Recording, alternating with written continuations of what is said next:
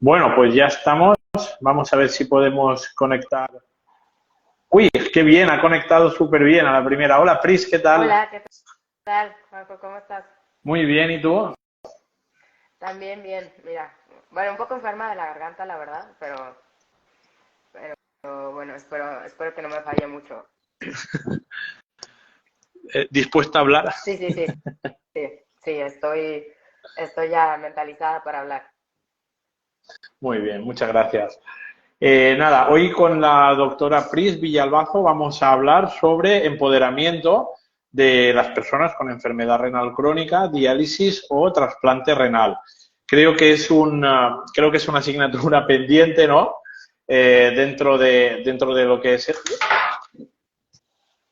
Casi me lo he cargado el teléfono.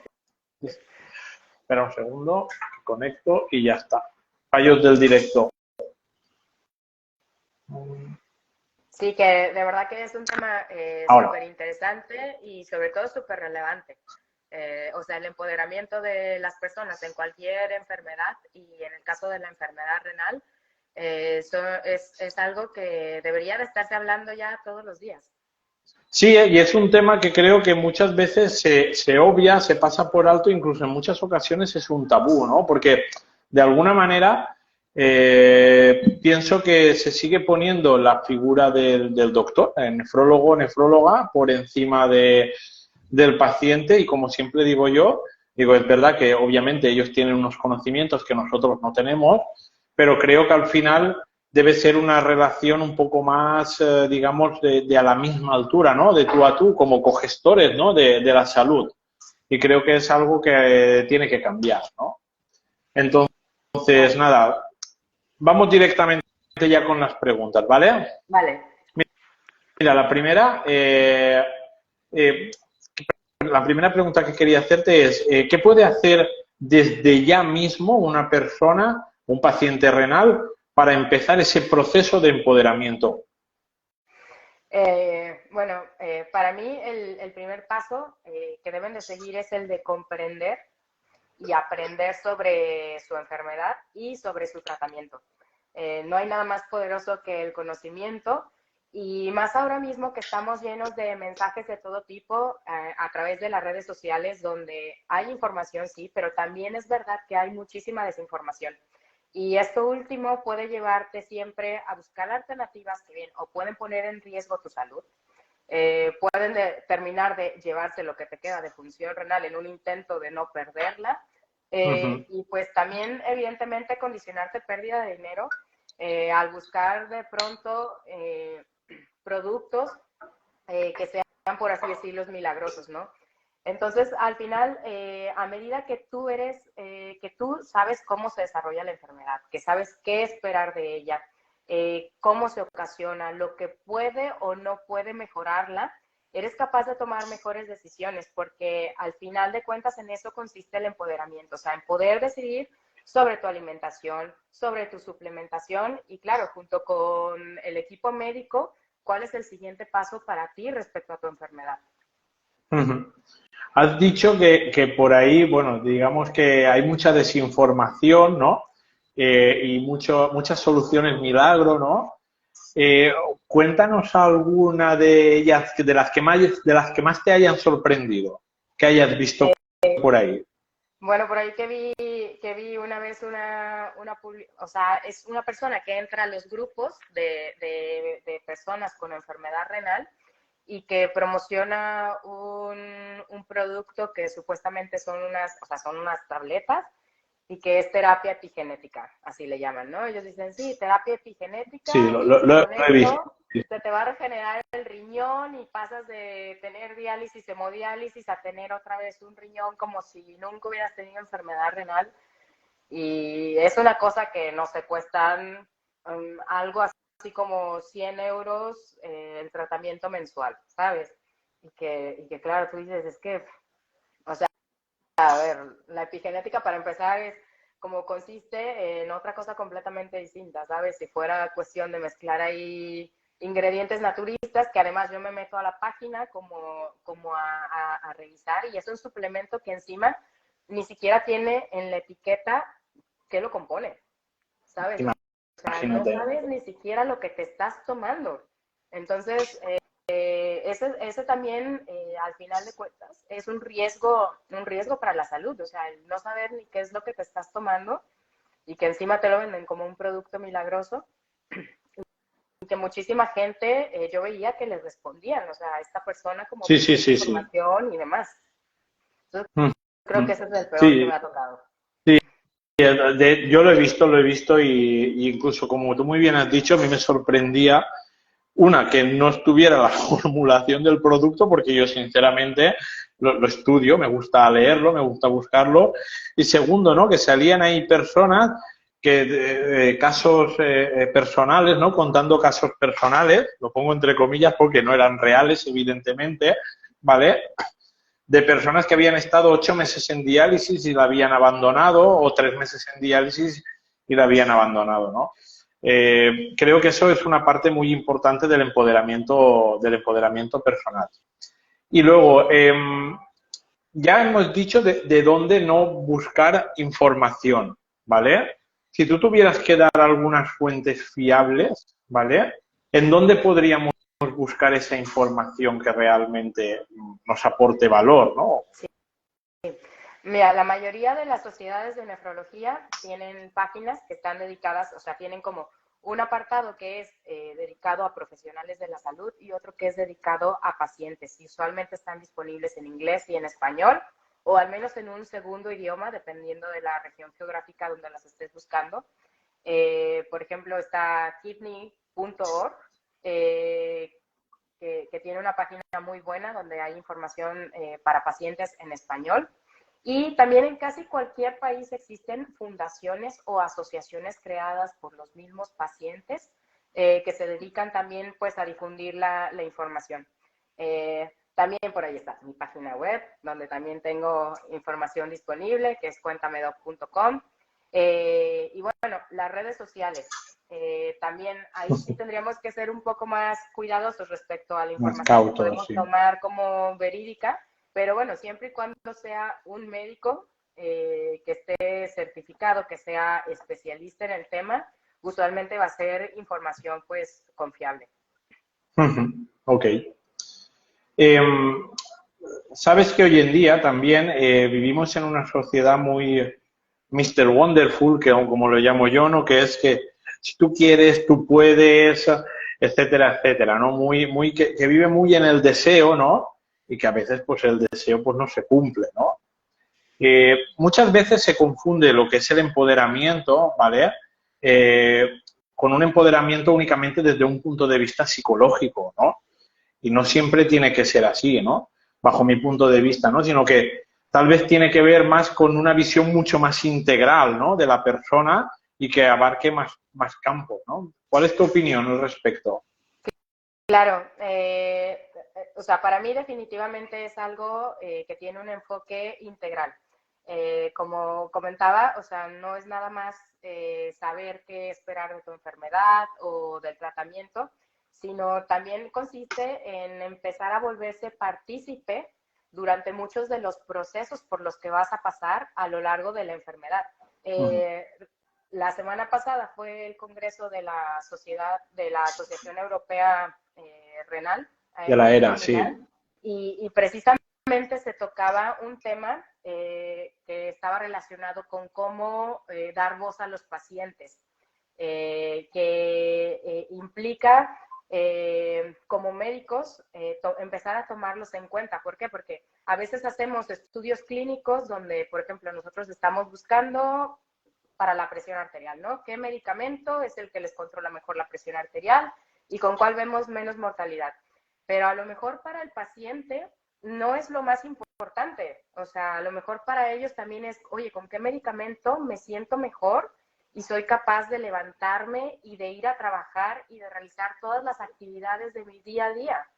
Entonces, empieza como también a hablarse de invitarlos a participar en la creación de las distintas guías de práctica clínica, que para nosotros son como nuestras Biblias, ¿no? Casi, casi lo que viene en esa guía es lo que se hace. Entonces, a lo mejor el empezar a involucrarlos como parte parte también de su empoderamiento nos va a ayudar a que nosotros empecemos también como profesionales de la salud a tomar en cuenta enfoques que están muy relacionados con lo que realmente les va a mejorar su calidad de vida o lo que realmente les va a ser de utilidad, qué sé yo, empezar a tocar más temas que estén relacionados con sexualidad, con el apoyo psicológico. Entonces, al final de cuentas, en eso debería de consistir el empoderamiento, o sea, no nada más decir, sí, yo puedo y yo lo voy a lograr, no, o sea, en empezar a involucrarse de manera activa para poder dar lugar a un cambio en el paradigma que hemos tenido hasta ahora de la medicina, ¿no? Como tú lo comentas, el médico está aquí y a partir del médico hay ciertas decisiones que van a ser tomadas sin considerar a veces las preferencias o el beneficio del paciente.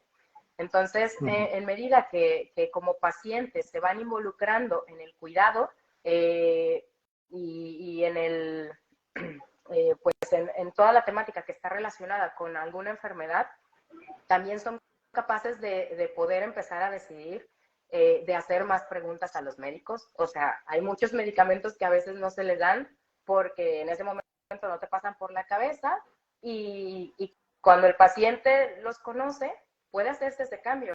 Me pasó ahora hace tiempo que hicimos un en vivo hablando de los ISGLT2, que son relativamente nuevos, que evidentemente no se dan a todas las personas también porque pues todavía son muy caros y demás, pero que muchos pacientes que no lo tenían y que eran candidatos preguntaron directamente a sus médicos y pudieron iniciar tratamiento.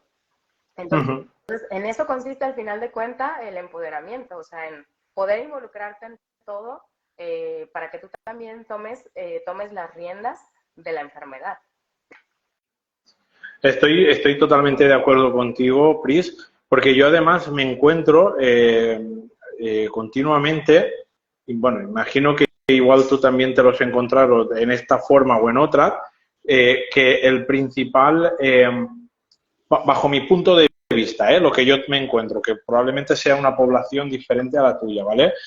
Pero yo veo que la principal causa por la que las personas, los pacientes renales en este caso, suelen abandonar los tratamientos son por miedo a los efectos secundarios, ¿vale? Que no son bien informados, más que nada el miedo a lo desconocido, ¿no? Porque al final hay medicamentos que tienen una serie de efectos secundarios y se tienen que tomar y punto.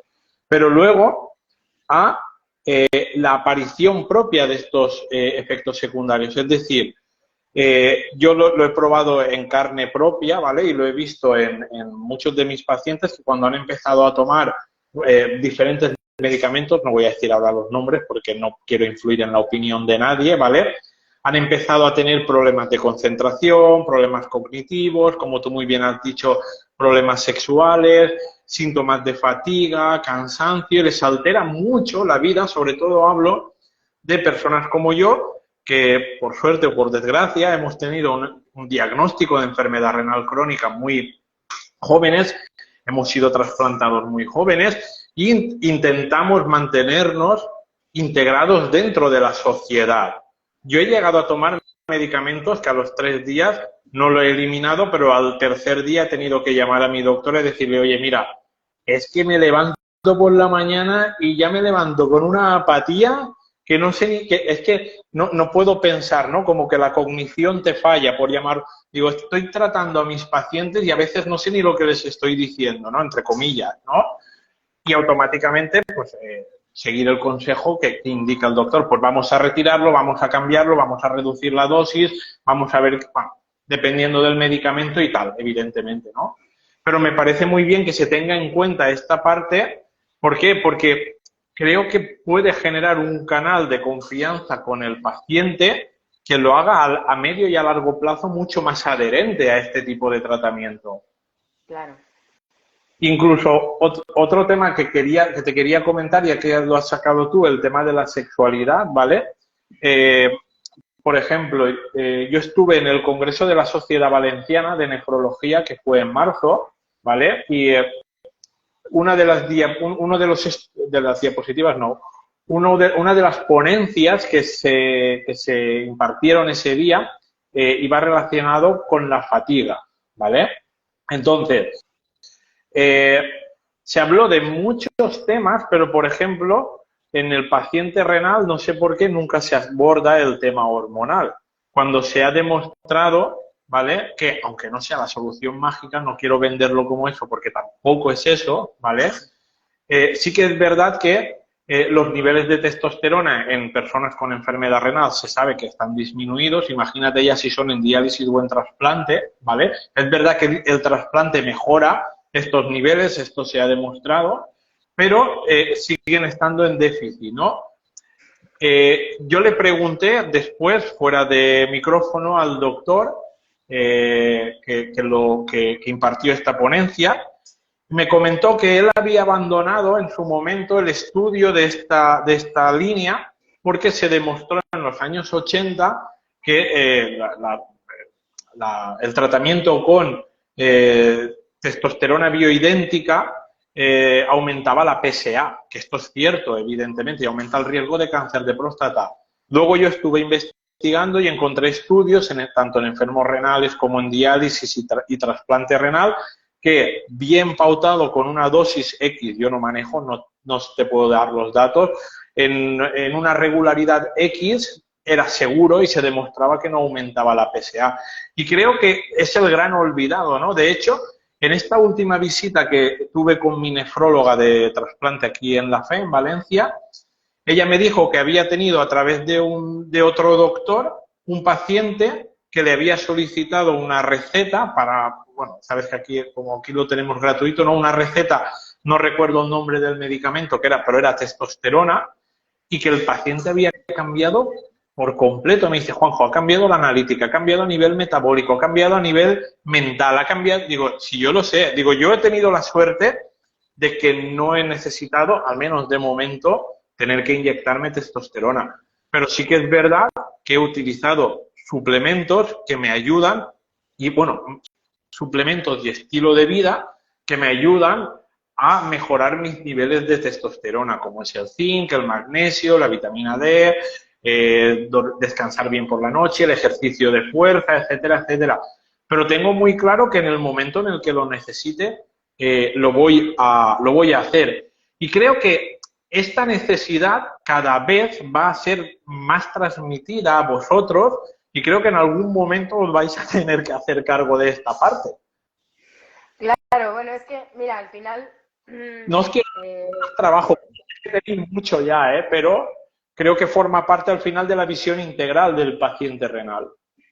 claro, lo entiendo y precisamente es lo que te iba a comentar, ¿no? Es que de pronto es muy fácil olvidarse de todo el entorno que rodea a una persona. O sea, es que no ves un paciente, ves a una persona.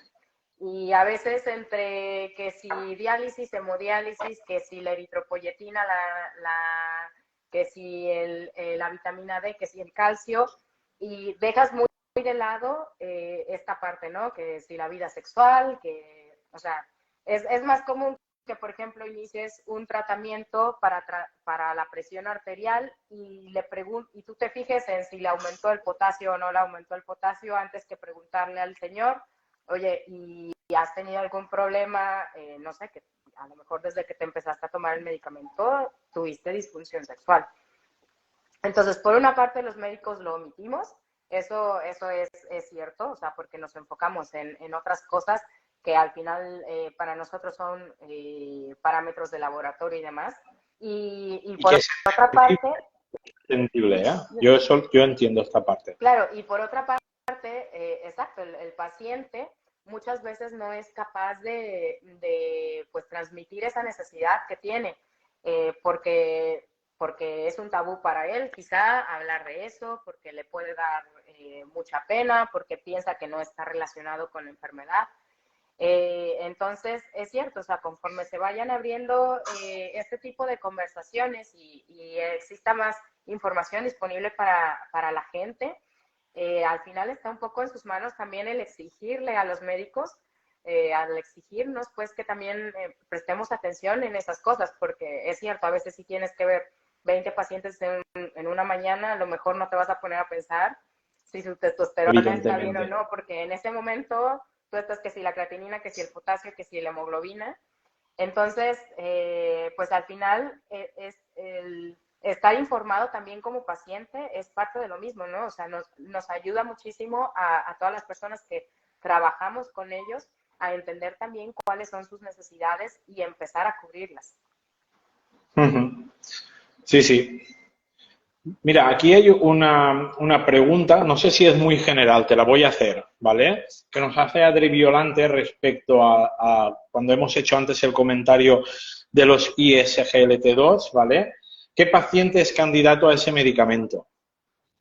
Okay. Hablamos de personas que tengan enfermedad renal crónica, preferentemente de etapa 4, 1, 2, bueno, etapa 2, 3 o 4, y que tengan, pueden o no tener microalbuminuria. En general, básicamente casi cualquier persona con enfermedad renal crónica es un buen candidato, ¿vale? Pero bueno, o sea, para eso creo que tendríamos que entrar muchísimo en detalle de cuál es realmente el beneficio que se puede obtener y demás, ¿no? Ok, ok. Mira, retomando lo que acababas de decir antes, ¿vale? Yo creo que hay otro factor también que hace que muchas veces los pacientes no expresen al médico nuestras necesidades, ¿no? Yo, afortunadamente, actualmente tengo una doctora en la cual confío al 100% y puedo abordar cualquier tema, pero cuando era más joven, digamos que no he tenido esa facilidad, ¿no? Dependiendo también del perfil del doctor. Y el hecho de haber recibido no muchas veces como respuesta hace que tú automáticamente pues ya dejes de cuestionártelo, ¿no? Pues si el doctor dice no, es que no, ¿no? Yo recuerdo, por ejemplo, al principio cuando a mí me trasplantaron, que se prohibía el deporte. Esto también ha cambiado. Es que hace esto ya muchos años, ¿no? Yo este año voy a hacer 25 años de trasplante renal. Entonces, afortunadamente hoy se tiene otro tipo de información y bueno, igual como la medicina avanza, evidentemente los doctores también, ¿no? Y sí que hubo un momento en el que dejé de hacer deporte, ¿no? Porque el médico dice no, pues tú haces no. Y luego también por la visión reduccionista nuestra propia como enfermos renales, ¿no? No estoy queriendo cargar toda la responsabilidad al doctor, ¿no? O a la doctora. Es decir, nuestra mentalidad de decir, bueno, yo con que el riñón me funcione bien, ya pues todo lo demás, ¿no? Como que me puedo pegar con un canto en los dientes, ¿no? Con que el trasplante renal me dure 5 años, o 10 años, o 15, o bueno, dependiendo cada uno de las expectativas de vida que tenga, ¿no? Entonces creo que somos muy poco exigentes, hablo ahora de los pacientes renales, con nosotros mismos y a la vez que lo somos con nosotros mismos, con el trato que deberíamos de recibir. Creo que esa parte también debe ser enfocada desde el punto del empoderamiento del paciente renal. Claro, respecto a eso, digo yo, a mí todavía en mi formación me tocó, ¿sabes? Este estigma de, ¿no? El paciente con enfermedad renal crónica es que no debe de realizar ejercicio, ¿no? Entonces, sí, ha ido cambiando, pero creo que todo esto de que a veces las personas se resistan un poco, como, por ejemplo, a decidir empezar a hacer ejercicio otra vez, también está relacionado con que hay muy poca información disponible respecto a qué tipos de ejercicios sí pueden hacer. Porque también está esa parte, ¿no? O sea, un poco el miedo de, bueno, es que yo tengo una fístula, o sea, ¿yo puedo hacer esto o no lo puedo hacer? ¿Yo puedo levantar una pesa o no puedo levantarla? Entonces, en ese sentido también hay una falta de información impresionante y que nosotros, y que no nos hemos encargado tampoco como médicos, o sea, porque al final nosotros somos los que decimos, oye, sí, tienes que hacer ejercicio, oye, es que te tienes que mover, pero tampoco tampoco hemos encontrado como los canales adecuados de difundir qué tipo de ejercicio sí puedes hacer, o qué tipo de... o qué tipo Yo de creo, enfoque. estoy en parte de acuerdo contigo, pero pienso también, Pris, que es verdad que sigue habiendo falta de información, pero creo que hay mucha más luz de lo que había hace 20 años, ¿vale? Y lo que sí que veo es sigo viendo falta de profesionales que se dediquen a trabajar con esta población, ¿vale? Hablo desde el punto de vista deportivo, no estoy hablando desde el Claro, punto de vista de la nefrología, ¿vale? No hay, digamos, una especialidad de fisioterapia renal o de ejercicio renal, ¿vale? Sí que hay por ahí alguna entidad que se dedica a ello, ¿vale? Pero desde los poderes públicos, ¿no? Desde la seguridad social, esta parte no se aborda, ¿no? Luego, evidentemente, más que realizar un ejercicio seguro, yo que me dedico a esto, Pris, te puedo decir que en parte también ocurre como con los medicamentos. Una cosa es el efecto que tú esperas que el medicamento haga en el paciente y otra cosa es lo que realmente hace, ¿no? Tú pautas una tabla de ejercicios o una rutina de ejercicios y luego al paciente le puede sentar bien o no, porque igual no has tenido en cuenta una serie de parámetros, ¿no? Pero eso no quiere decir que el paciente no le pueda ir bien otro tipo de ejercicio, ¿no? Pero como no hay pacientes, perdón, no hay profesionales especializados, que somos muy pocos, porque sí que los hay, pero somos muy pocos, ¿vale? Digamos que el paciente sale, digamos, con muchísima desinformación y con muchísima incertidumbre que lo lleva a la parálisis, como tú muy bien has dicho, porque no saben qué es lo mejor que pueden hacer. Pero yo creo que información, bueno, al menos bajo mi punto de vista, sí que hay. Yo ya te digo, yo hace 20 años que no había el acceso a Internet que hay hoy en día, ni los estudios que hay hoy en día, era muchísimo más dificultoso porque empezabas por andar y no sabías ni siquiera cómo te iba a sentar. Y encima muchas veces lo hacías en contra de el criterio médico y lo hacías en base a un criterio personal que no tiene nada que ver con un criterio científico. claro. En parte podíamos entender que te la jugabas, en parte, aunque lo hicieras con mucho sentido común. Pero bueno. Mira, otra pregunta que creo que está muy relacionada con el tema del empoderamiento en personas con enfermedad renal es ¿qué influencia pueden tener el entorno, ¿no? Los familiares de personas renales en este proceso de empoderamiento? Eh, para mí, bueno, desde mi punto de vista, la familia y el apoyo que pueda tener la persona de su familia es fundamental. Y digo, no solo en la enfermedad renal, en cualquier enfermedad crónica, especialmente durante la etapa del diagnóstico, en que a veces la persona que recibe el diagnóstico puede tener cierta resistencia o negación de entrada a lo que es su enfermedad. Y la familia siempre puede llevarle un poco de la mano y creo que también el envolverse como cuidador o como familia en todo el proceso de aprendizaje va a llegar a empezar a motivar de cierta manera a la persona que tiene la enfermedad, ¿no? Otro ejemplo que había mencionado, por ejemplo, respecto al empoderamiento, era el elegir alimentos adecuados, ¿no? Aprender a elegir alimentos adecuados. Y aquí, por ejemplo, también la familia tiene un papel súper importante, porque no es lo mismo comer solo, que es algo que a mí muchas veces me ha tocado saber que le sucede a mis pacientes, ¿no? Que lo sientan solo a que coma para que no se le antoje lo que los demás tienen de comida.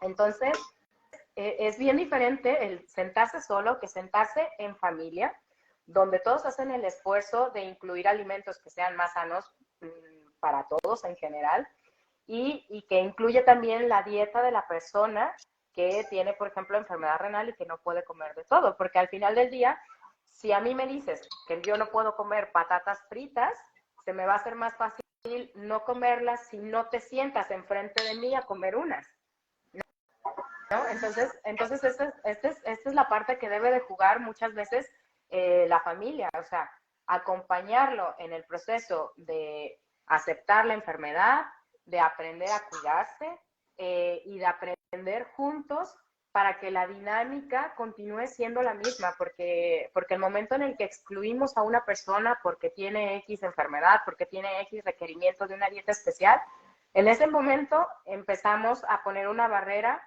que va a ser mucho más difícil para la persona que lo vea como algo llevadero, ¿no? O sea, si yo me siento a comer sola todos los días, obviamente voy a tener cierto rechazo hacia cuidarme de esa forma, porque me voy a sentir completamente excluido. Entonces, Creo que ese es uno de los papeles más importantes que puede tener la familia. Ok. Mira, una pregunta que nos deja Irina Mormor no está muy relacionada con lo que hemos hablado, pero yo te la hago y tú decides si quieres contestarla.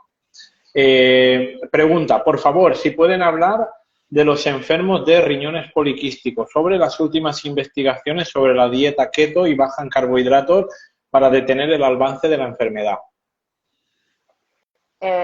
Bueno, sí, es un tema que está un poco como fuera en este momento, ¿no? De contexto.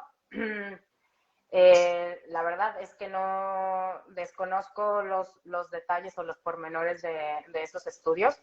Algo que me parece súper importante mencionar es que siempre que hablamos de estudios, hay que tener mucho cuidado en qué tanto peso le damos a lo que ha salido, ¿vale? Porque a veces pueden ser estudios muy pequeños que han dado como a lo mejor una luz o claridad respecto a cierto tema y a partir de eso se da pie a que continúen realizándose investigaciones, o bien puede ser que el estudio no tenga el suficiente poder estadístico, o sea, que su diseño no sea el ideal para darnos un buen, o para que el resultado que nos muestra sea 100% confiable. Entonces, realmente en este momento no puedo dar una respuesta, no he revisado esos estudios, pero bueno, prometo que voy a intentar hacer por ahí algún reel hablando sobre esto. Pues mira, yo lo poco que he leído sobre eso, Pris, es hay un protocolo conocido que es el protocolo del doctor Weims, ¿vale? Que va sobre esto. Es un profesor de la Universidad de Santa Bárbara, creo que es, en California. Yo he leído los estudios y, sinceramente, no me aportan una tranquilidad, en el sentido de que sí que ha demostrado que una dieta keto o una dieta baja en carbohidratos pues puede mejorar o puede disminuir el tamaño de los quistes, pero es que estos estudios están hechos en ratas. De momento no ha habido una traslación a humano. No digo que al final no se pueda dar, yo tampoco lo negaré, ¿vale? Pero hasta que no esté confirmado, bajo mi punto de vista, quien quiera probarlo, que lo pruebe, pero que la seguridad no la tiene. No hay que saber hacerlo muy bien. Sí, tendría que tomarse en cuenta, o sea, si es un modelo que, en todo caso, si es un modelo que está enfocado a poliquistosis, que realmente sea autosómica dominante o la autosómica recesiva, o si es de la autosómica dominante, a qué mutación, ¿no? A PKD1 o PKD2, o sea, tendríamos que tomar en cuenta muchísimos factores para poder decir, podría hacerse el switch a aplicarlo en humanos y qué tanto podría funcionar, ¿no? Porque hay distintas variables que considerar cuando hablamos de estudios, o sea, incluso ahora que tenemos, después de que siempre sacamos nuevos medicamentos o que empezamos a usarlos, también empezamos a ver efectos que a lo mejor en los estudios, por más que hubieran tenido miles de pacientes y que hayan sido hechos en todo el mundo, pues no teníamos en cuenta porque no era la gran cantidad de usuarios que ahora tenemos respecto a ellos, ¿no? Entonces, yo creo que cuando se trata de estudios, sí tendríamos que tener mucho cuidado en valorar aplicabilidad. Sí, mira, yo te lo digo porque esta parte sí que la investigué en su momento porque tenía varias personas que me lo comentaban, ¿no? Me decían, oye, Juanjo, es que he leído esto, tal.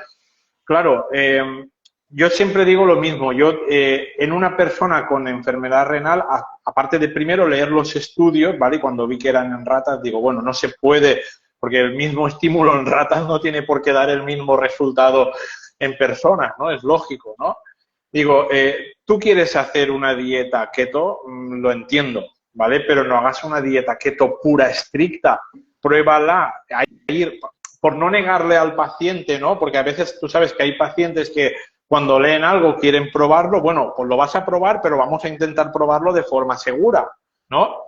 Intenta hacer una dieta keto, ¿vale? No keto pura, ¿vale? Y vamos a ver en las próximas analíticas a ver qué sucede, ¿vale? Igual como es un error, por ejemplo, bajo mi punto de vista, entendiendo un poco lo que es la fisiología deportiva, ¿no?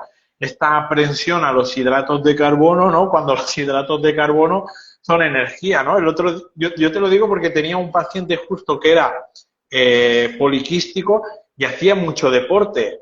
Yo decía, si quieres hacer ceto o keto, deporte, el ritmo que tienes de deporte lo vas a tener que disminuir porque no vas a conseguir recuperar tus niveles de glucógeno de un día para otro, ¿no? Tienes que elegir una cosa u otra, ¿no? Y bajo mi punto de vista, como aunque hacemos todos el mejor trabajo que podemos al final, el final de la enfermedad renal siempre es incierto, prefiero que en caso de que tengas que llegar a la diálisis, ¿vale? Llegues fuerte, ¿vale? Llegues en un estado saludable, haciendo deporte, etcétera, etcétera, que llegando, pues, por ejemplo, desnutrido o con cualquier otro problema, ¿no? Entonces, se trata de convencer un poco también al paciente en base a esto, ¿no? Vamos, esta es mi opinión. Claro, es que finalmente, o sea, yo, por ejemplo, me dices dieta keto, vale, pero tendrías que tomar en cuenta también otros factores propios del paciente, ¿no? O sea, ¿el paciente es hipertenso o no es hipertenso? ¿Cuál es la función Correcto. renal ya del paciente? Porque si tiene a lo mejor un estadio 3 y se quiere meter a una dieta keto, es que va a ser básicamente imposible, ¿sabes? Porque estás hablando que las proteínas las vas a tener en el cielo y usualmente se trata de dar un enfoque completamente distinto ya cuando empiezas a ajustar una dieta para una etapa 3, o sea, al contrario, tiendes a disminuir la ingesta de proteínas. Entonces, bueno, y más en poliquistosis, ¿no? Que al menos tenemos el tolvaptan como tratamiento que es súper buena opción, que funciona, que tiene sus criterios de uso muy específicos, sí, pero porque usualmente las personas que no tienen esta progresión tan rápida suelen comportarse de una manera relativamente benigna y por eso es que no se les administra, ¿no? Entonces, eh, a lo mejor en esas personas podría ser de utilidad de pronto intentar una dieta keto, no lo sabemos, ¿no? Y en el que es rápidamente, en el que tiene una progresión rápida, pues no, a lo mejor no vas a elegir una dieta keto, pues vas a irte al tolvaptan, que sabemos que funciona y que les va, y que realmente les pueda ayudar, ¿no? Entonces, eh, sí, al final, como tú dices, ¿no? Al criterio de cada quien, pero yo creo que hay muchísimas cosas que tendrían que considerar incluso antes de decidir iniciar este tipo de dietas. Totalmente de acuerdo. Mira, Pris, te voy a hacer la última pregunta, aunque está, por todo lo que hemos hablado, está en parte al menos contestada, ¿vale? Igual como hemos hablado antes de la influencia de los familiares, ¿vale? En el proceso de empoderamiento, ¿qué influencia puede o debe tener el personal sanitario? Ya hemos contestado un poco a esto diciendo, ¿no?, que el doctor tal vez tiene que escuchar un poco más las necesidades y tenerlas en cuenta, ¿no? Pero ¿qué otros factores podría tener en cuenta? Pues sobre todo que eres quien puede dar información de primera mano, ¿no? Nosotros deberíamos de ser quienes tengamos, por ejemplo, una lista de páginas de internet donde puedan encontrar información confiable, folletos, vídeos, todo lo que esté disponible para que el paciente se mantenga informado.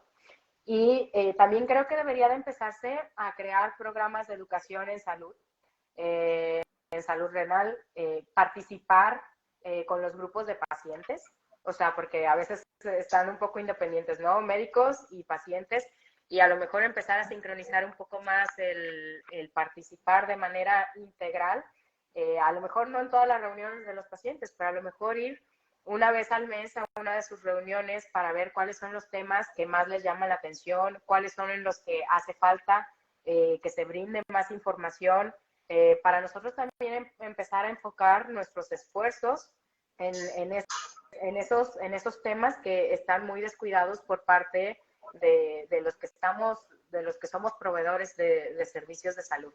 Creo que, digo, sería muy aparte de lo de la consulta, ¿no? O sea, tendríamos que empezar a involucrarnos más porque al final nosotros somos los que de primera mano podríamos dar la información a cualquier persona. Ajá. Ok. Pues bueno, no tenemos ninguna pregunta, Pris, las hemos ido contestando todas a lo largo de la charla, así que nada, muchas gracias por tu tiempo. Le pido disculpas a tu garganta por exigirle hoy tanto trabajo. Espero que te recuperes pronto y muchas gracias por habernos brindado este tiempo. Muchas gracias y muchas gracias por la invitación. Y pues nada, cualquier pregunta, ya saben, está pues me pueden agregar en Instagram. Y nada, encantada de la colaboración y ojalá que pronto se pueda lograr otra. Muchas gracias, Pris. Gracias. Hasta luego. Hasta luego.